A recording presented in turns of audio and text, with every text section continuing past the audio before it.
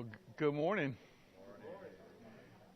to the few and the proud. If you're here this morning, it means two things. It means you probably don't get a spring break, and it means you are able to figure out what time it was this morning. So a lot of things happening this weekend. I get a spring break and I'm here. I'm not sure why I'm here, but I should be spring breaking somewhere too. My students go to places like Punta Cana and Cancun. I have a student that's running a half marathon in Italy tomorrow, and I'm like, we just went to Panama City. I'm not sure what. Spring break is really different today than it was back in my day. A few announcements. A reminder to me, too, since I tend to forget, that we now have Wednesday night services, 6:15 every Wednesday night. Micah is teaching Hebrews, which is a great subject. Teens will be in the Teen Center, and children will be in Gracetown. There's a mystery trip for the teens, March 20th and 21st. Meet at 6 p.m. on Friday the 20th, back Saturday at 8 a.m.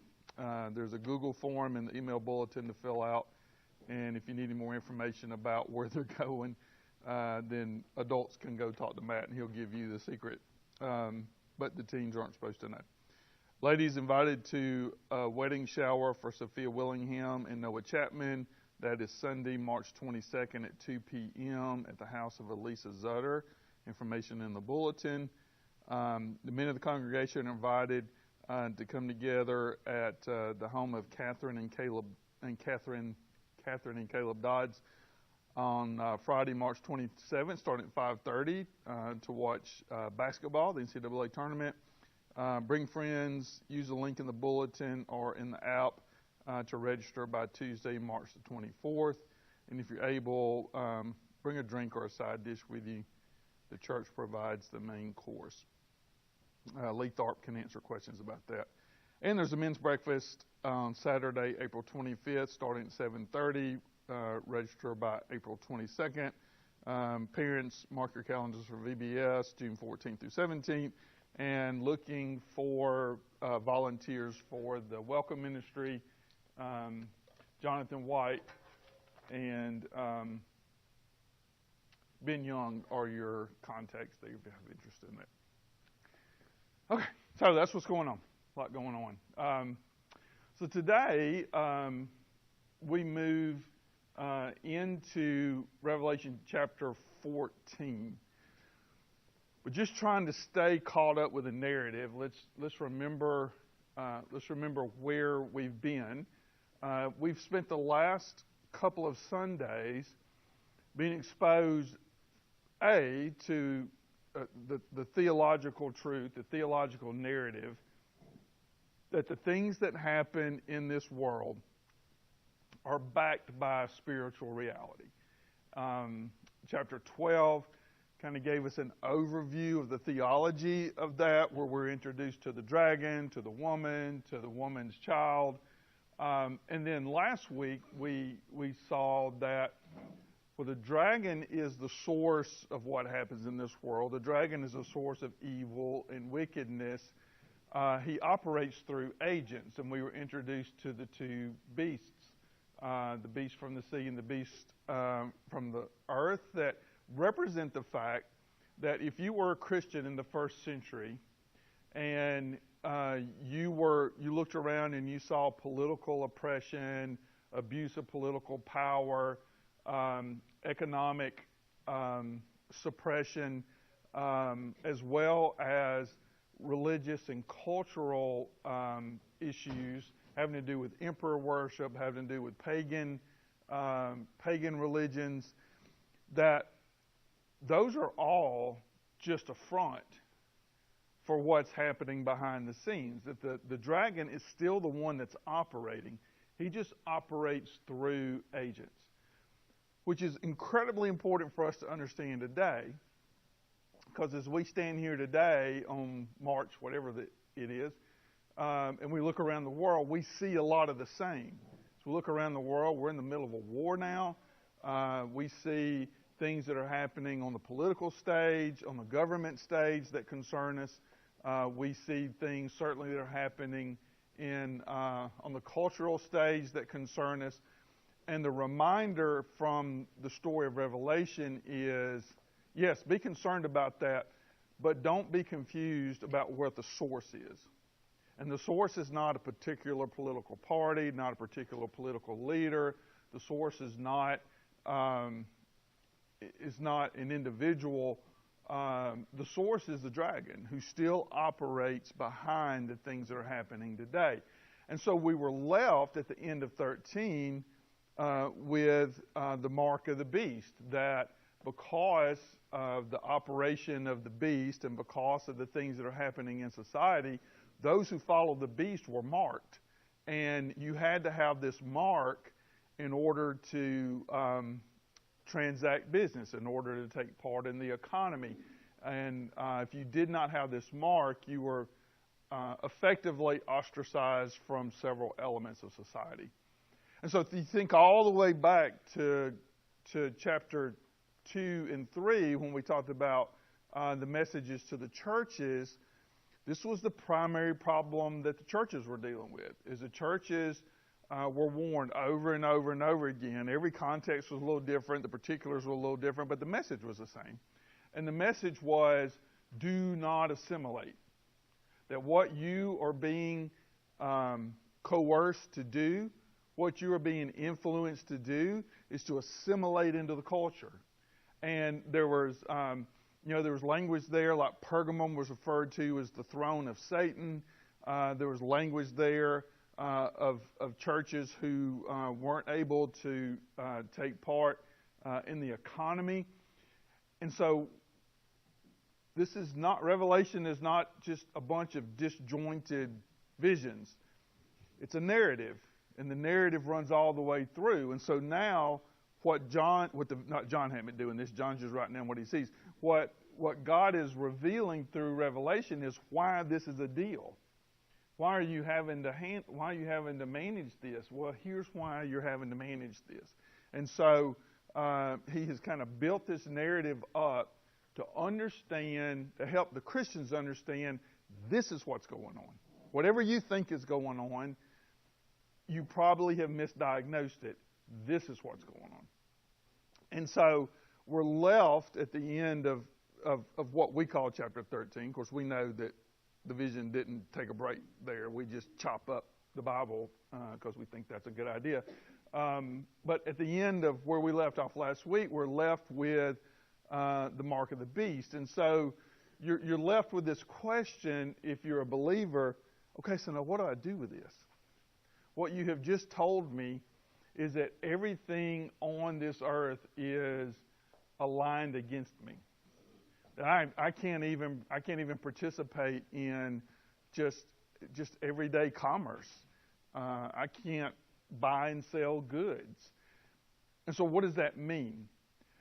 It's pressure that mounts to assimilate.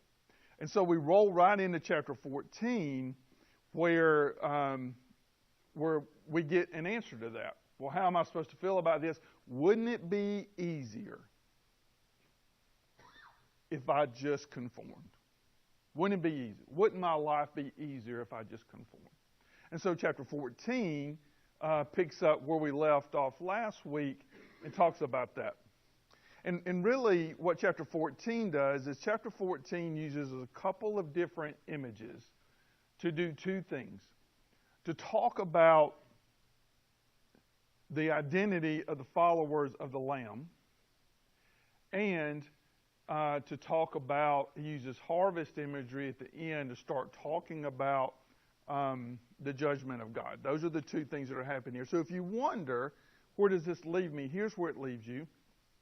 Let me first remind you of who you are, and then let me show you how the story ends.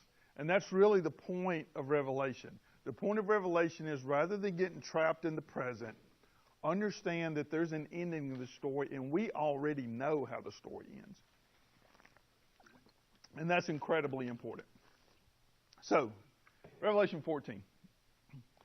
As I watched, there was the Lamb standing on Mount Zion, and with him were 144,000 who had his name and the name of his Father written on their foreheads. I heard a voice from heaven like the sound of many waters and like the sound of mighty thunder. And the voice I heard was like harpists playing on their harps. And they're singing a new song before the throne and before the four creatures and the elders. Nobody can learn that song except for the 144,000 who have been redeemed from the earth. These are the ones who have never polluted themselves with women. They're celibate. They follow the Lamb wherever he goes. And so we're introduced, we're shown this image of the Lamb who's standing on Mount Zion, God's holy mountain, and he's surrounded by 144,000 followers. Now, we've seen this before, so this shouldn't confuse us. We've seen the 144,000 before. And what we know is the 144,000 is a euphemism. It's a symbol for the community of God. Remember earlier, John heard the 144,000, but when he turned to look and see what the 144,000 meant, there were a countless multitude from every tribe, every nation, every people, every language. It's the community of God. So the 144,000 is a euphemism that stands for the community of God. Don't let the number throw you. And what's interesting is they have the name of the Lamb and his Father written on their foreheads. This is identity. Hopefully what you're starting to see, we saw last week that a lot of what was going on with the two beasts were a parody, a misrepresentation of God and the Lamb. And what Revelation sets up is, it sets up two choices. And Revelation allows for no middle ground. You're either marked with the beast and you follow the beast, or you're marked with the name of the Lamb and you follow the Lamb. There is no in between. And so after we've seen all of this conversation about the beast and the mark of the beast and engaging in commerce, not engaging in commerce, blah, blah, blah, blah, blah, now we look up and here's the Lamb and his followers, and they're marked as well. And they're marked with the name of the Lamb and with the name of the Lamb's Father. It's just an identity. It's just to make the point that your identity is based on on who you follow. That's why we talk so much as Christians about the fact that when you become a Christian, you're not just adopting a set of beliefs. You're not just subscribing to a theology. You're not just changing the way that you live. When you become a Christian, you step into a new identity. Your identity changes. And the New Testament is all about identity. And Revelation is too. Revelation is saying your identity is founded in which of these two do you follow? And you're following one of them. You don't have the luxury of saying, I'll be Switzerland. There's no Switzerland when it comes to the spiritual realm. You're either followers of the beast or you're followers of the Lamb. And so we see all of these followers of the Lamb. And then there's this language that really is intended to make us think about worship, the sound of thunder, harpists playing their harps, and they're singing a new song. This is probably a reference back to Revelation 5.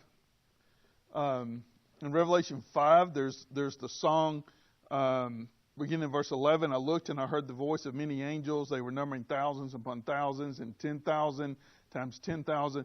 They encircled the throne and the living creatures and the elders. In a loud voice they sang, worthy is the Lamb who was slain to receive power and wealth and wisdom and strength and honor and glory and praise. 7 different forms of praise there. And then I heard every creature in heaven and earth, in heaven and on earth and under the earth and on the sea, and all that is in them singing, to him who sits on the throne and to the Lamb be praise and honor and glory and power forever and ever.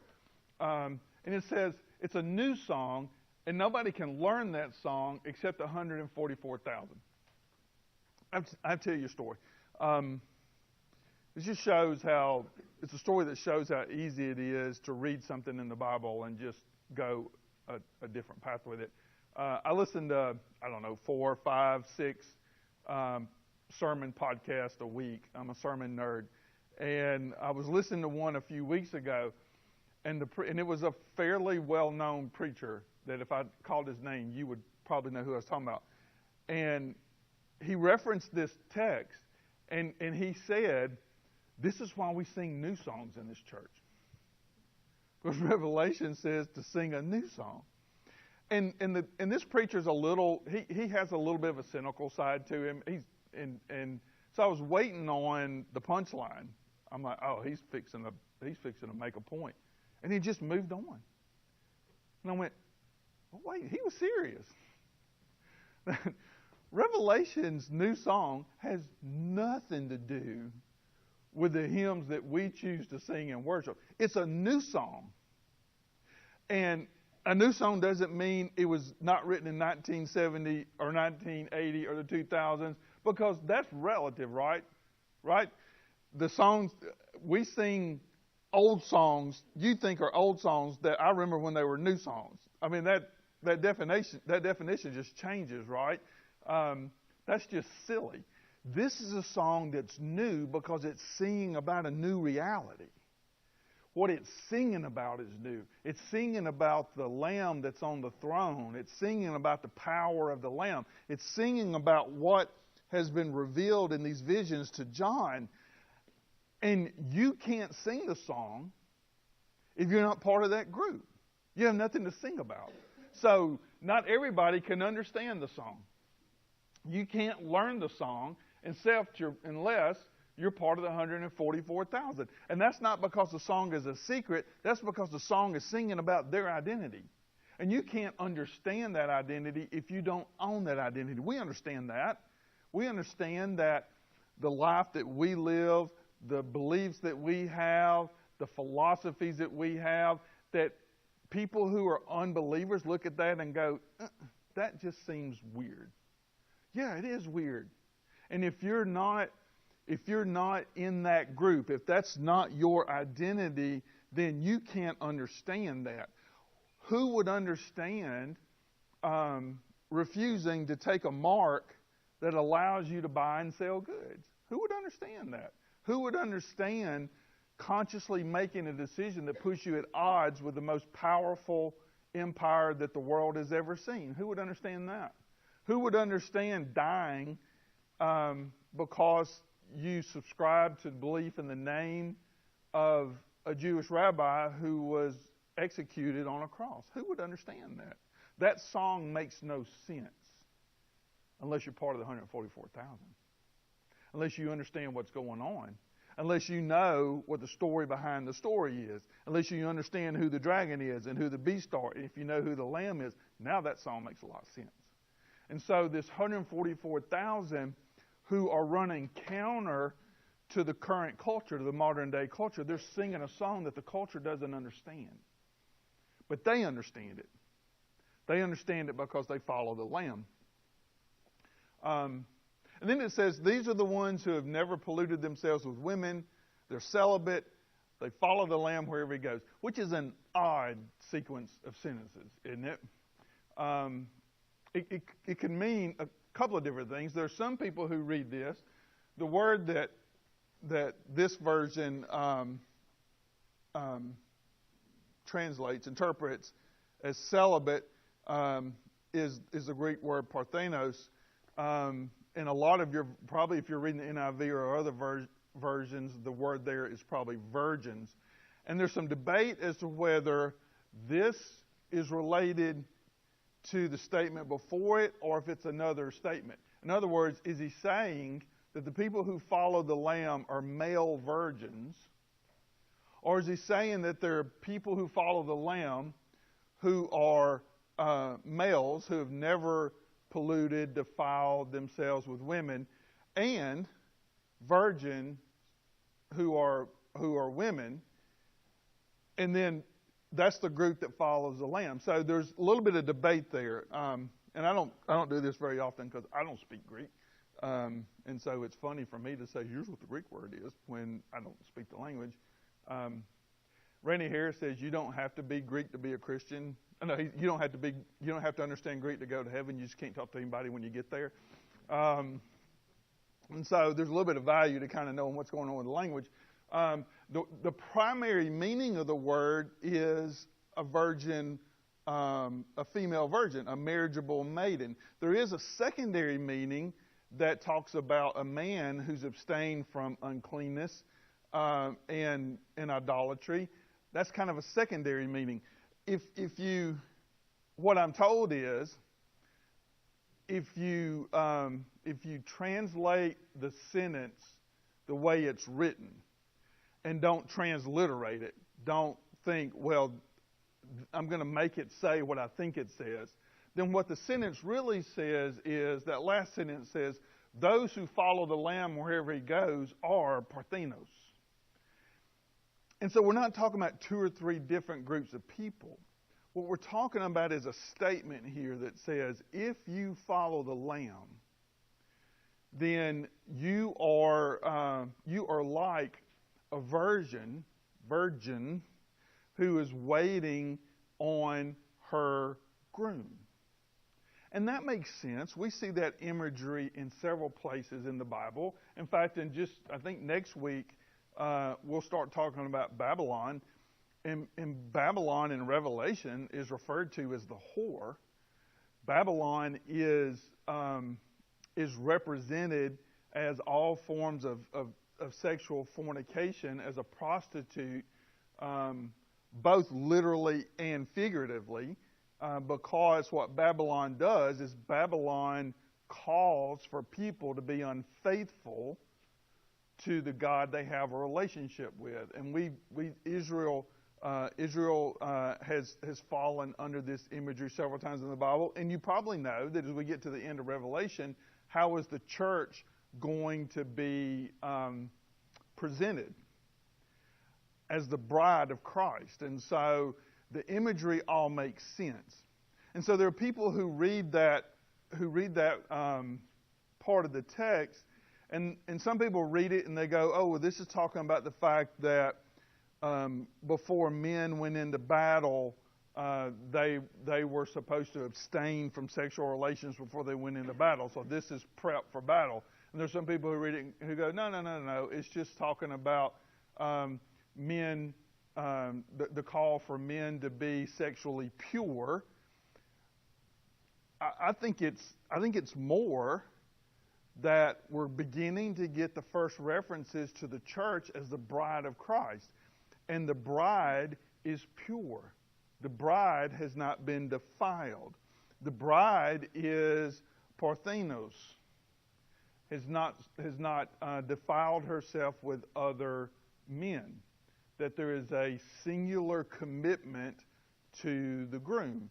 So you can read it any way you want to, but what I think is powerful about this is that last statement says, they follow the Lamb wherever he goes. And the implication there is that there's nowhere that the Lamb goes that those who follow him are unwilling to go. Even if that puts them at odds with culture, even if that puts them at odds with the government, even if that makes it difficult for them to buy and sell goods and engage in commerce in the local economy, even if it means it takes them into persecution, even if it means it takes them into prison, they follow the Lamb. And wherever the Lamb goes, they follow him. And that's the very definition of discipleship. So we have this group of people that are committed to the Lamb. And you have to be committed to the Lamb, because following the Lamb is hard. They're committed to the Lamb, and that means 2 things. It means that they have made a commitment that they will not violate. That is shown in the imagery of a bride who stays pure for her husband. And it also means that they are willing to follow the Lamb into the most difficult of circumstances. And so there's this identity statement. If at the end of chapter 13 you're going, ooh, maybe I'm on the wrong side, or how can I handle what it means to be a follower of Jesus or to be a follower of Yahweh in this type of environment, chapter 14 kind of snaps you back into place and goes, don't forget who you are. My dad used to say that to me. Don't forget who you are. That you have an identity, and that identity is summed up in these 2 sentences. So you can read it whichever way makes sense. I don't know that it ruins your interpretation of Revelation whichever way that you go, if you think that we're talking about 2 groups or 3 groups or 1 group or whatever.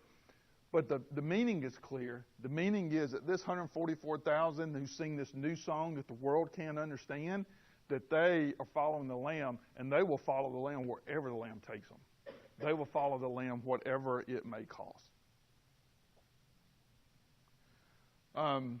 This is just a quote from one of the resources I've been using. Maidens or virgins is a collective image for Zion and Israel, as well as for Christians who are pure in their devotion to Christ, just as young women are to be singularly committed to their betrothed husband. This is what I said. It just sounds smarter. Revelation uses it as a metaphor for Christians who refrain from idolatry and other unfaithful practices, for they are well suited to be the bride of the Lamb. So I think that this is what that means. So it's kind of you can hit that verse and go, ooh, I don't understand that. Just think commitment. Just think purity, not in terms of abstinence. That's why the word celibate or virgins may be a little problematic for us. It's commitment to the one that you have made a commitment to, right? They've been redeemed from the human race as first fruits for God and the Lamb, and no lie has been found in their mouths. They are without blemish. Then I saw another angel flying in mid-heaven, carrying an eternal gospel to announce to those who live on the earth, to every nation and tribe and language and people. He spoke with a loud voice, and this is what he said: Fear God, give him glory. The time has come for his judgment. Worship the one who made heaven and earth and the sea and the springs of water. And so now we move in kind of to the second phase of what's happening in this chapter. We see the identity phase. Now the vision says, here's why your identity matters. We've said pick a side. Well, now here's why it matters. And it's introduced with this angel. We're going to see 4 different angels. Actually, we're introduced with this angel that's carrying an eternal gospel. And he announces this gospel. We all know gospel means good news. And he announces it. Here's the language that Revelation loves to use. I love this language. He announces it to every nation and tribe and language and people. Revelation reinforces over and over and over again. Don't get lost in the imagery that calls you back to Israel. That's just imagery. It's important because what Revelation does is Revelation recognizes the whole narrative of the story of God, and Israel is central in the narrative is central to the narrative of the story of God. But at every turn, there's a reference to every tribe, every nation, every language, every people. There's a reference to the universality of God's love, that what God has been doing in his story is God's redeeming the nations. God's bringing the nations back to him. It was never his plan to only have Israel. It's always been his plan to redeem the nations and to bring them back. And so we see this here. This gospel is announced to the whole world. And what you hear depends on what side you're on. Because the announcement is, fear God, give him glory, the time has come for judgment. Worship the one who made heaven and earth and sea and the springs of water. If you were on the side of the Lamb, what you hear is a call to worship. If you are on the side of the beast, then what you hear is a call to judgment. That this announcement of the gospel cuts both ways. It calls us to worship, those of us that are followers of the Lamb, but those that are not followers of the Lamb, it's a call to judgment.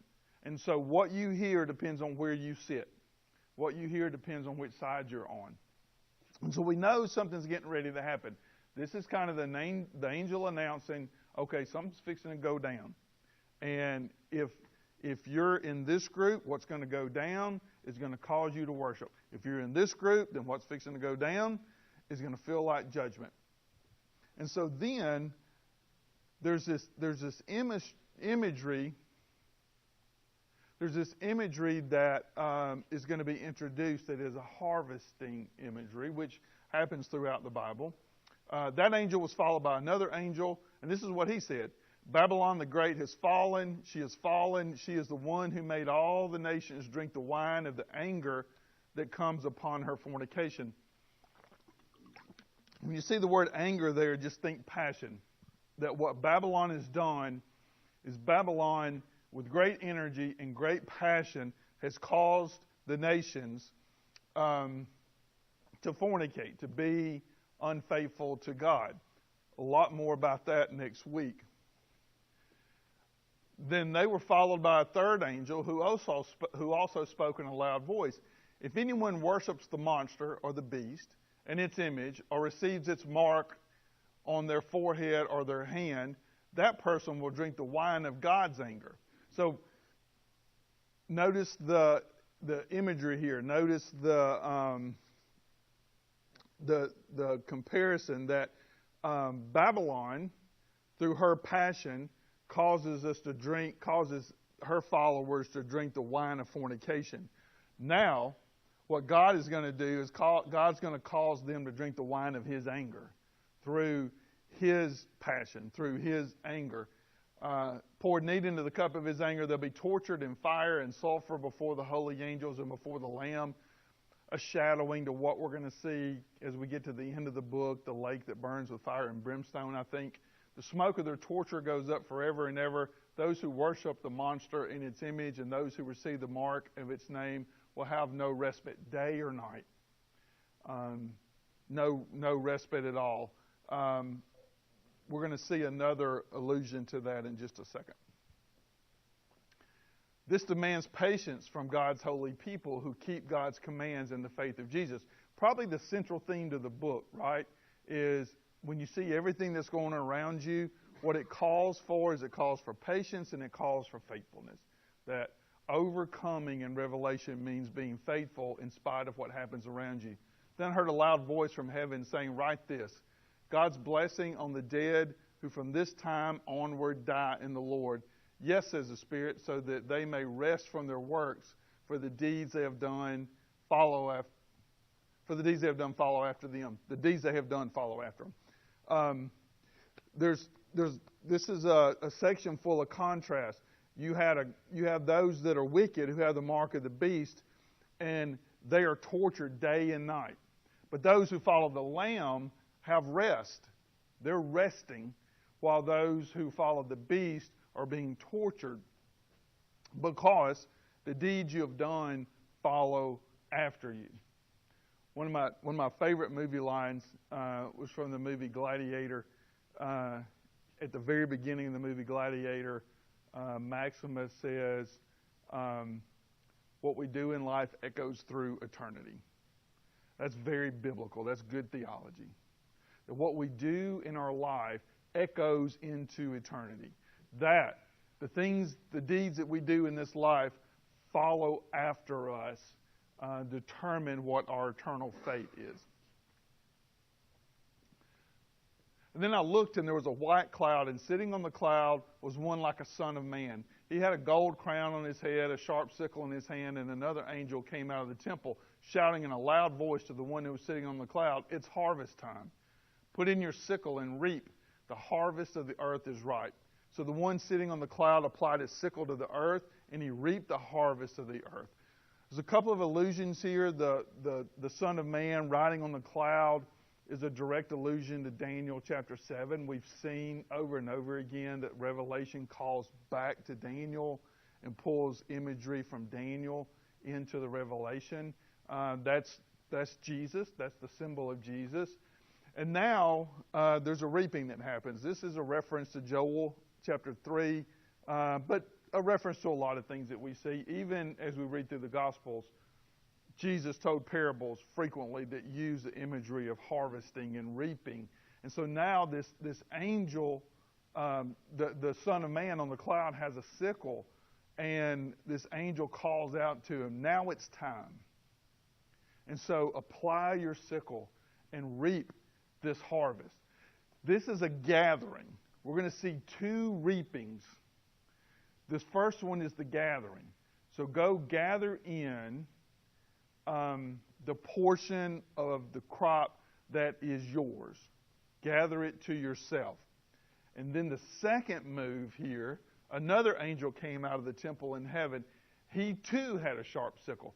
Different angel, different sickle, different job. So now there's another angel who has a sharp sickle, and he has authority over fire. That is a biblical symbol for judgment. And he spoke with a loud voice to the one who had the sharp sickle, "Go to work with your sharp sickle. Gather the clusters of fruit from the vine of the earth. The grapes are there in ripe bunches." So the angel went to work with his sickle on the earth, and he gathered the fruit from the vine of the earth. And what does he do with it? He throws it into the winepress of God's anger. This is the judgment side. So there are two sides to the harvest. There's the reaping side, where God's people are harvested. Jesus harvests his people to himself. And now there's the other side. There's another angel with another sickle. And he's harvesting the earth too. But what he harvests doesn't come into the presence of the Son of Man on the cloud. What he harvests goes into the winepress of God's anger. And the winepress is trodden outside the city. Blood came out of the winepress as high as a horse's bridle for about 200 miles. So as this harvest is taken, and it's presented as a harvesting of grapes, of a vineyard, this is put into a winepress, and the winepress represents the fury of God. And this harvest is trampled. It's trampled outside the city. This is a really fascinating term that we see throughout Scripture. A lot of times when we see the phrase outside the city, what it refers to is the life of Christians, of followers of God outside of the city, not being in the city. Here the meaning is kind of flipped, that the city is now the holy city. And so this happens outside of the community of God. Those outside of the city, those outside of the community of God, those who have been marked by the beast, who are now being excluded. Up to this point, who was excluded? People who had the mark of the Lamb. They were excluded from doing the business of the imperial city. They were excluded from buying and selling. They were excluded from commerce. They were excluded in many cases. They were excluded from the temple. But now, the city is the holy city. And those who are excluded from that city are trampled in the winepress, outside of God's community. And when they're trodden in the winepress, blood comes out of the winepress. And that blood is as high as a horse's bridle for about 200 miles. The scene envisions an end to this is not Bible, this is my resource. This scene envisions an end to the injustice that has plagued the world. The river of blood, which flows as high as a horse's bridle, shows the magnitude of the violence that has been done on the earth. It reveals why divine justice can't be delayed indefinitely.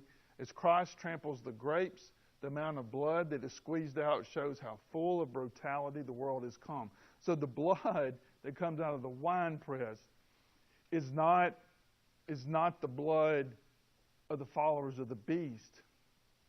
It's the blood that the followers of the beast have shed. And it's an indication of the brutality and the violence and the depravity of the world. And it's a recognition on God's part, because the theme up to now has been what? Has been martyrs asking, how long, how long, how long, how long, how long? And it's been God saying, just wait, just wait, just wait, just wait.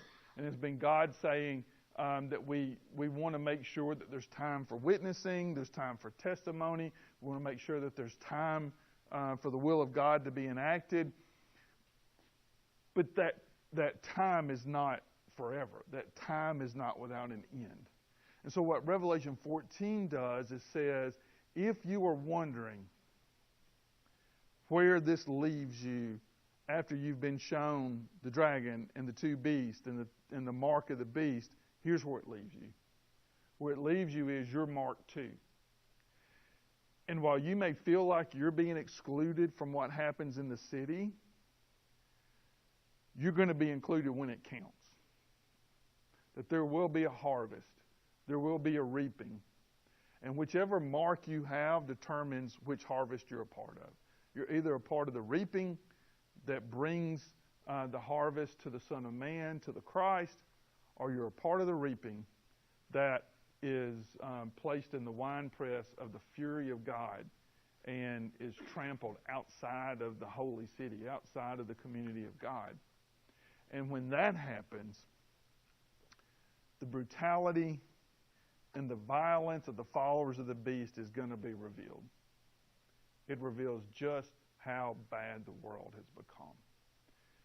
That's why it matters which mark you carry. That's why it matters which side you're on.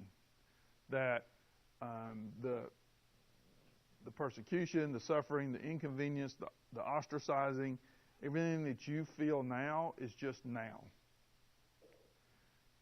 But when the harvest comes, that mark is going to make a difference. And so that kind of carries to the end of this portion of the vision. Next week, we're going to talk about the bowls of wrath, which kind of is the last cycle in the book of Revelation that is intended to be thought of concurrently or parallel with the trumpets and with the seals.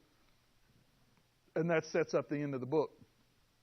That sets up this final conflict between good and evil. Thoughts? Questions? Let's pray. Father God, thank you so much for all of the reminders in Scripture of our identity. Father, thank you for the seal, the mark. Thank you for your Spirit, which seals us as part of yours. And Father, may we always keep our eyes on eternity. As we look around our current world and current situations and we become concerned about the things that are happening in the world, we become concerned about where this may lead and what situation we may be placed in as your followers. Father, may we always keep our eyes on the horizon and realize, Father, that being marked with you, Father, means rest. Being marked with you means being harvested unto God, and that the violence and the brutality of this world will be shown and will be judged at one point. Father, keep us faithful, keep us patient, help us to overcome. We thank you, Father, for Jesus, and we pray these things through his holy name. And all the church said, amen. Thank you, guys.